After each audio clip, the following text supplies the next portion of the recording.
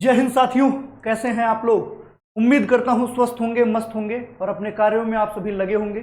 काफ़ी समय के बाद मैं आपके सामने उपस्थित हुआ हूं और वीडियो री एग्ज़ाम से संबंधित महत्वपूर्ण टॉपिक को लेकर, जो आपके वीडियो एग्ज़ाम में कहीं ना कहीं बहुत ज़्यादा हेल्पफुल साबित होने वाला है, क्योंकि वीडियो एग्ज़ाम में ये प्रश्न सबसे प्रोबेबल माना जा रहा है और ये टॉपिक बहुत ही इंपॉर्टेंट है। तो 1 से 2 प्रश्न आपको मिलने वाले हैं इस टॉपिक से। बहुत लंबी श्रृंखला भी नहीं है, तो आप इस वीडियो का लुत्फ उठा सकते हैं और बहुत ही बारीकी के साथ चीज़ों को इसमें रखी गई हैं, यानी कि चाहे वह अर्थ हो, परिभाषा हो, अवधारणा हो या फिर विशेषता हो, सभी को बेहतर टाइमिंग के तहत आपके लिए उपस्थित किया गया है। तो स्वागत है आप सभी का जीएस एक्सपर्ट हब के ऑफिशियल यूट्यूब चैनल पर और मैं सर्वेश सर आपके लिए आज का टॉपिक लेकर आया हूं सतत विकास के लक्ष्य। एसडीजी के बारे में आप सभी जानते ही हैं, सस्टेनेबल डेवलपमेंट गोल्स। ये सबसे ज़्यादा महत्वपूर्ण टॉपिक माना जाता है प्रत्येक एग्जामिनेशन में, चाहे जो भी एग्जाम हो उसमें सतत विकास लक्ष्य सबसे महत्वपूर्ण टॉपिकों में से माना जाता है, जिससे आपके एग्जाम में एक ना एक प्रश्न आपको दिखाई ही देते हैं। तो बशर्ते एसडीजी के 17 गोल्स हैं, उन 17 गोलों को लेकर ही मैं आपके सामने उपस्थित हुआ हूं, ताकि किसी भी प्रकार की असुविधा आपको एग्जाम में ना उठानी पड़े। चलिए, सतत विकास लक्ष्य को जानने से पहले आपको कुछ शब्दों की जानकारी होनी चाहिए, यानी कि कौन कौन सी जानकारी आपके लिए महत्वपूर्ण है जो आपको सतत विकास लक्ष्य को समझने और उसको बेहतर तरीके से रिप्रेजेंट करने में सहायता करेगी। उन शब्दों के बारे में, उन शब्दावलियों के बारे में जानना हमारा जरूरी है। जैसे पहली शब्दावली है जैव विविधता, यानी बायोडाइवर्सिटी। क्या होता है जैव विविधता? तो इसका अर्थ है कि पृथ्वी पर जीवन की विशाल विविधता। जैव विविधता का सीधा सा अर्थ है जीवन की विशाल विविधता, जिसमें सब कुछ शामिल है, जैसे कि पौधे हो गए, बैक्टीरिया हो गई, जानवर हो गए और मानव। पूरे भूभाग पर उपस्थित विशाल वनस्पतियों की श्रृंखला हो जाए, जीवों की श्रृंखला हो जाए, ये सब किसके अंतर्गत शामिल होते हैं? ये सब शामिल होते हैं जैव विविधता के अंतर्गत।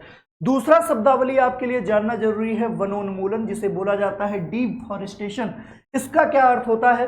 तो जब विकासात्मक गतिविधियों को बढ़ावा देने के लिए, विकास को उच्च स्तर पर पहुंचाने के लिए, कृषि को उन्नत बनाने के लिए जंगलों को काटा जाता है, तब इसे बोला जाता है डिफॉरेस्टेशन, या इसे ही बोलते हैं आप वृक्षों का निष्कासन। तो ये 2 शब्दावली है। इसके बाद अगली शब्दावली आती है विकास। विकास का अर्थ क्या है? जैसा कि आप जानते हैं टॉपिक है सतत विकास लक्ष्य, तो इसमें विकास का अर्थ क्या है? विकास का अर्थ डेवलपमेंट से है। और डेवलपमेंट क्या होता है? तो यह लोगों के कल्याण में सुधार की एक प्रक्रिया है और यह लोगों के जीवन स्तर को बढ़ाने, उनकी शिक्षा और स्वास्थ्य में सुधार लाने के बारे में संबंधित है। साथ ही साथ उनके लिए यह एक समृद्ध और अधिक विविध जीवन पर्यावरण के लिए समान अवसर प्रारंभ करती है, या उनको समान अवसर उपलब्ध कराती है। यानी कि प्रत्येक व्यक्ति के जीवन को बेहतर बनाने के लिए और उनके जीवन को सरल बनाने के लिए प्रयोग की गई प्रक्रिया ही कहलाती है विकास, जो धीरे धीरे क्रमिक रूप से आगे बढ़ती है। बच्चा जब छोटा रहता है तो फिर धीरे धीरे अपनी अवस्था को पार करके वह बड़ा होता है और बड़ा होने के बाद फिर वह वृद्ध होता है। यही है विकास की प्रक्रिया। अगली शब्दावली है सततता, यानी कि सस्टेनेबिलिटी। इसका अर्थ क्या होता है? इसका अर्थ है भविष्य की पीढ़ी की अपनी जरूरतों को पूरा करने की क्षमता से समझौता किए बिना ही वर्तमान जरूरतों को पूरा करना। सतत विकास लक्ष्य की अवधारणा आधारित ही किस पे है? इसी पे सततता पर आधारित है कि भविष्य की पीढ़ियों के द्वारा अपनी जरूरतों को पूरा करने की क्षमता से समझौता किए बिना ही वर्तमान जरूरतों को पूरा करना। यानी कि भविष्य में आने वाली पीढ़ियों के लिए हम क्या छोड़कर जाएंगे, इस बात को ध्यान में रखते हुए, लेकिन वर्तमान समय में अपनी प्रक्रियाओं में बिना कोई परिवर्तन किए किया गया विकास या की गई प्रक्रिया ही कहलाती है सततता, या इसी को बोला जाता है सस्टेनेबिलिटी। इसके बाद सतत विकास का अर्थ हमारे लिए जानना महत्वपूर्ण है। चाहे आप किसी भी एग्जाम की तैयारी कर रहे हो, जरूरी नहीं है कि वनडे एग्जामिनेशन हो, आप यूपीएससी या यूपीपीएससी या यूपी ट्रिपल एससी की तैयारी भी कर रहे हो, तो सतत विकास का अर्थ जानना आपके लिए बहुत जरूरी है। क्या होता है सतत विकास का अर्थ? तो जब सतत विकास के अर्थ की बात की जाए तो सतत विकास का अर्थ कहां से शुरू हुआ? वर्ष 1970 के दशक से। वर्ष 1970 के दशक के आरंभ में सतत विकास शब्द संभवतः बारबरा वाल्ड और लेडी जैक्सन के द्वारा दिया गया था, और इनके द्वारा ही कौन कौन? बारबरा वाल्ड और लेडी जैक्सन, इनके द्वारा ही सबसे पहले सतत विकास शब्द का प्रयोग किया गया। और ये दोनों लोग, बारबरा वार्ड और लेडी जैक्सन, किसके स्थापना में सबसे महत्वपूर्ण योगदान निभाया है इन्होंने? तो पर्यावरण और विकास के अंतरराष्ट्रीय संस्थान, जिसे आप कहते हैं international institute for environment and development, इसकी संस्थापक थी बारबरा वार्ड और लेडी जैक्सन। इन्हीं लोगों के द्वारा सबसे पहले सतत विकास शब्द का प्रयोग किया गया। सतत विकास की व्यापक रूप से लोगों को उनकी आर्थिक सामाजिक भलाई और एक दूसरे के साथ अपने रिश्तों में समानता के विषय में लेकर सतत विकास लक्ष्यों को पारंगत किया गया और सतत विकास की अवधारणा हमारे सामने या विश्व के सामने उपस्थित हुई। सतत विकास की अवधारणा की विरासत का शीर्षक क्या है?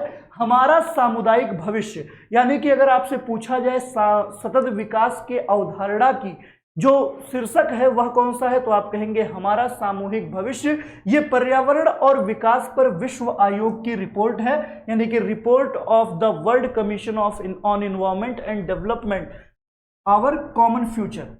इसी को जिम्मेदार ठहराया गया है सतत विकास लक्ष्यों को लेकर, जो इसमें विकास के रूप में परिभाषित करते हुए कहता है कि भविष्य की पीढ़ियों की योग्यता से समझौता किए बिना वर्तमान की जरूरतों को पूरा करना आवश्यक है और इस प्रकार यह मानव की पीढ़ियों के भीतर न्याय संगतता और अंतर पीढ़ीगत न्याय संगतता की अनिवार्यता को भी पूरा करने का प्रयास करता है। तो सतत विकास की शीर्षक क्या है? अवधारणा का शीर्षक है हमारा सामूहिक भविष्य, जो किसके ऊपर निर्भर है? हमारे ऊपर। हम जैसा भी परिवर्तन करेंगे वैसा ही परिवर्तन हमारे भविष्य की पीढ़ियों को स्वीकार करना पड़ेगा। तो इसलिए सतत विकास की अवधारणा का शीर्षक ही रखा गया है हमारा सामूहिक दायित्व या हमारा सामूहिक विकास। तो ऐसी स्थिति में सतत विकास क्या कहलाता है या सतत विकास है क्या? तो सतत विकास वह विकास है जो वर्तमान और भावी पीढ़ी के कल्याण की आवश्यकताओं को पूरा करता है। यह सततता के मुद्दों और भविष्य में या विशेष रूप में संरचनात्मक परिवर्तनों पर ध्यान केंद्रित करते हुए लंबी अवधि में विकास के साथ संबंधित है, जो राज्यों के गुणात्मक रूप से अलग अलग विशेषताओं या विचार के अंतर्गत प्रणाली के व्यवहार के परिणाम स्वरूप परिवर्तित होता रहता है। जैसा कार्य हम प्रकृति के साथ करेंगे वैसा ही आउटपुट हमको प्रकृति उपलब्ध कराएगा। आपने देखा कि जब मनुष्य ने काफी ज्यादा गतिविधियों में प्रदूषण को फैलाया, तमाम प्रकार की भिन्न गतिविधियों में संलिप्त हुआ जो प्रकृति को प्रभावित कर रहा था, तो एक बहुत ही बड़ा वायरस पूरे पृथ्वी को प्रभावित किया, जिसे आप कोरोना वायरस या कोविड-19 के रूप में जानते हैं। तो जो हम इनपुट देंगे वैसा ही आउटपुट हमें मिलता रहेगा। तो इन आउटपुट से सुरक्षा के लिए सतत विकास के लक्ष्य का निर्धारण किया गया, जो आर्थिक विकास के बीच संतुलन को स्थापित करता है। सतत विकास के लिए ब्रेटलैंड कमीशन ने अपनी भी परिभाषा दी थी और ब्रेटलैंड कमीशन की परिभाषा का अर्थ क्या है? भावी पीढ़ियों की आवश्यकताओं से समझौता किए बिना वर्तमान पीढ़ियों की जरूरतों को पूरा करना। वर्ल्ड डेवलपमेंट रिपोर्ट 1992 ने भी यही बात कहा है कि सतत विकास का वास्तविक अर्थ क्या है कि भविष्य की पीढ़ियों की जरूरतों से समझौता किए बिना वर्तमान जरूरतों को पूरा करना, यानी कि हमारे आने वाली पीढ़ियां भी प्राकृतिक संसाधनों का, पानी का हुआ, वायु का हुआ, उसी प्रकार से लाभ उठा पाए जिस प्रकार से वर्तमान समय में हम लाभ उठा रहे हैं, वो इसके प्रभावों से अप्रभावित रहें।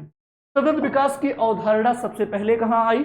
तो संयुक्त राष्ट्र ने वर्ष 2015 और 2030 के बीच वैश्विक विकास का मार्गदर्शन करने के लिए 17 अलग अलग लेकिन परस्पर संबंधित लक्ष्यों का एक समूह बनाया। प्रत्येक उद्देश्य में कार्यों का लक्ष्य होता है। कुल मिलाकर 169 लक्ष्य निर्धारित किए गए हैं और इन 169 लक्ष्यों में कुल 232 उप संकेतकों का प्रयोग किया गया है।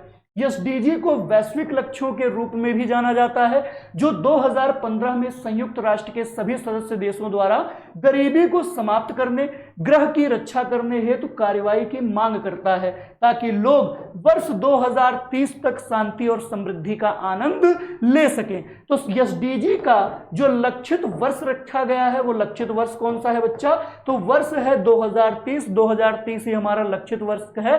किसके लिए? सस्टेनेबल डेवलपमेंट गोल्स के लिए, सतत विकास लक्ष्यों के लिए। और एसडीजी के तहत जो 17 विकास लक्ष्य निर्धारित किए गए हैं, उनकी आप सारणी देख सकते हैं। याद रखिए, जितना नंबरिंग है उसे आप एसडीजी के रूप में टर्मिनेट करेंगे।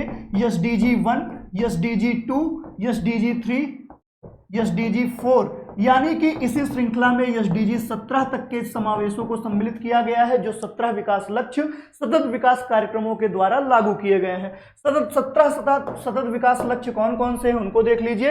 एसडीजी 1 क्या कहता है, यानी कि एसडीजी 1 क्या है हमारा, एसडीजी 1 हमें इंगित करता है कि कोई गरीबी नहीं, यानी कि वर्ष 2030 तक पूरे विश्व से गरीबी का उन्मूलन करना है।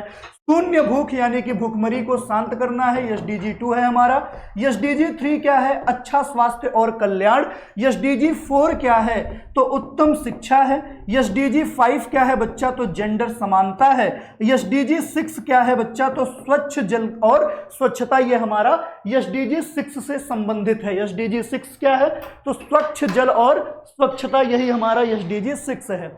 इसके बाद एसडीजी 7 की बात की जाए तो सस्ती और स्वच्छ ऊर्जा का प्रारूप हमारा एसडीजी 7 है। एसडीजी 8 की बात की जाए तो उचित कार्य और आर्थिक विकास है। एसडीजी 9 की बात की जाए तो उद्योग, नवाचार और बुनियादी ढांचे को बेहतर बनाना रखा गया है। एसडीजी 10 की बात की जाए तो असमानता को कम करना। एसडीजी 11 की बात की जाए तो सतत शहर और समुदाय को बेहतर करना, यानी कि नवीकरणीय नगरों की स्थापना करना। एसडीजी 12 की बात की जाए तो जिम्मेदार उपभोग का उत्पादन करना। एसडीजी 13 की बात की जाए तो जलवायु कार्रवाइयों को संतुलित करना, ताकि जलवायु परिवर्तन से होने वाली समस्याओं से मुक्ति पाई जा सके और जलवायु को नियंत्रित किया जा सके। यह कई बार एग्जामिनेशन में पूछा गया है कि एसडीजी 13 का संबंध किससे है, एसडीजी 12 का संबंध किससे है, तो एसडीजी 12 का संबंध है जिम्मेदार उपभोग का उत्पादन करना, यानी कि पूरी तरीके से खाद्य प्रसंस्करण चीजों को बेहतर बनाना। एसडीजी 13 क्या है, जलवायु कार्यवाही से संबंधित है। एसडीजी 14 किससे संबंधित है, जल के नीचे जीवन, यानी कि जल ही जीवन की विसंगति को दूर करना, ताकि सभी व्यक्तियों को स्वच्छ जल मिल पाए। ये एसडीजी 14 का क्रियाकलाप है, यानी कि जल ही जीवन है। और एसडीजी 14 के आधार पर ही भारत सरकार ने जल जीवन मिशन नामक योजना चलाया है, जल जीवन मिशन, ताकि गांवों और शहरों में स्वच्छ जल की पूर्ति की जा सके। इसके बाद एसडीजी 15 की बात की जाए तो भूमि पर जीवन की परिकल्पना है। एसडीजी 15 में बताया गया है भूमि पर जीवन की तार्किकता। एसडीजी 16 में क्या रखा गया है बच्चा, तो एसडीजी 16 में रखा गया है शांति, न्याय और मजबूत संस्थाएं, शांति, न्याय और मजबूत संस्थाएं। जबकि एसडीजी 17 का लक्ष्य क्या है, तो लक्ष्य के लिए साझेदारी, चाहे यह साझेदारी संपूर्ण विश्व के साथ क्यों ना हो। तो एसडीजी 17 का जो लक्ष्य है वह लक्ष्य के लिए साझेदारी की बात करता है। ये एसडीजी के 17 गोल हो गए। सतत विकास का अर्थ, स्वरूप और उसके क्षेत्र क्या है, तो सतत विकास का जो क्षेत्र निर्धारित किया गया है समाज के सतत विकास के लिए निर्धारित किया गया है।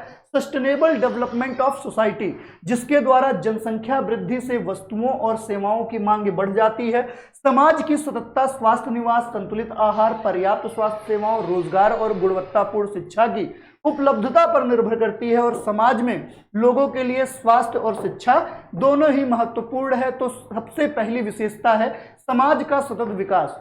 दूसरी बात जो है, यानी कि दूसरी जो विशेषता है वह जैव विविधता का संरक्षण है, यानी कि कंजर्वेशन ऑफ बायोडायवर्सिटी। विश्व में सभी जीवित प्राणियों के संरक्षण को सुनिश्चित करना महत्वपूर्ण है। जीवों की रक्षा के लिए लोगों को प्राकृतिक संसाधनों का संरक्षण करना सीखना चाहिए।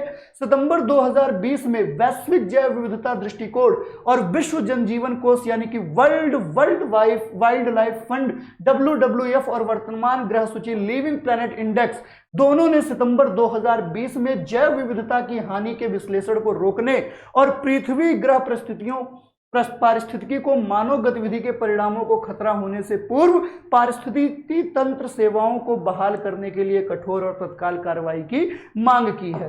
तो पहला हो गया समाज की सतत विकास, दूसरा हो गया जैव विविधता का संरक्षण, तीसरा हो गया जनसंख्या नियंत्रण, यह भी विशेषता है सतत विकास लक्ष्यों का।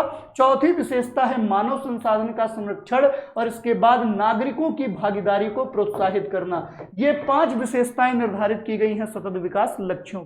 तो आज की वीडियो में मैं बस आपके सामने इन्हीं चीजों को प्रस्तुत करना चाह रहा था जो आपको ये बता पाए कि सतत विकास का वास्तविक लक्ष्य क्या है और कितने विकास लक्ष्यों को निर्धारित किया गया है सतत विकास कार्यक्रम के तहत। अंतिमवा जो छठवां पॉइंट है, इसमें इसकी विशेषता को लेकर वो अंतर्राष्ट्रीय समन्वय और सहयोग को बढ़ावा देना है, जिसके आधार पर आपने भारत में आईएसए की समझौता देखा, अंतरराष्ट्रीय समन्वय और सहयोग को बढ़ावा देने के लिए। इंटरनेशनल सोलर अलायंस देखा आपने, किसके लिए?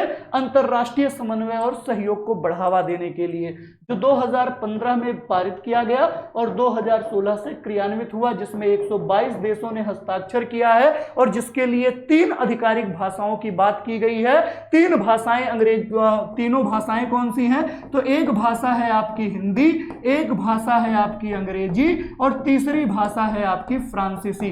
3 भाषाओं को आधिकारिक रूप से आईएसए के अंतर्गत इनरोल किया गया है। तो ये भी प्रश्न आपके एग्जाम में पूछ सकता है। ये इतनी चीजें हैं जो सतत विकास लक्ष्य से संबंधित हैं और आपके एग्जामों के लिए महत्वपूर्ण है। अगर आपको वीडियो की पीडीएफ चाहिए, जो पीडीएफ आपने अभी देखा, तो इसके लिए आप हमारे ग्रुप से जुड़ सकते हैं और ग्रुप का नाम है बच्चा जीएस एक्सपर्ट हब। इस ग्रुप पे आप इनरोल हो सकते हैं और वहां से आप पीडीएफ की प्राप्ति कर सकते हैं। बस आज की वीडियो में इतना ही।